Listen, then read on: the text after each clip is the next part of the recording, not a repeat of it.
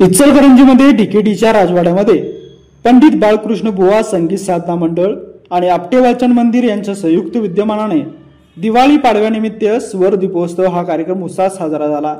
यावेळी राजवाड्यावर करण्यात आलेल्या आकर्षक विद्युत रोषणाईने राजवाडा उजळून निघाला होता।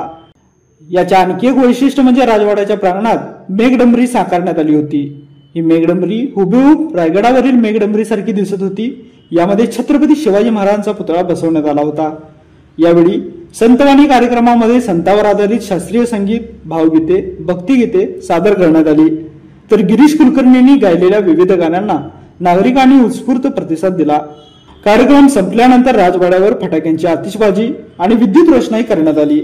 यावेळी डीकेटीचे उपाध्यक्ष प्रकाश आवाडे, माजी नगराध्यक्षा किशोरी आवाडे, आमदार Rahul Awade, doctor AB Saundattikar, SD Patil, Swanand Kulkarni, doctor UJ Patil, Sushma Datar, doctor Kuber Makhdoom, doctor Sujit Saundattikar आदी मान्यवर उपस्थित होते।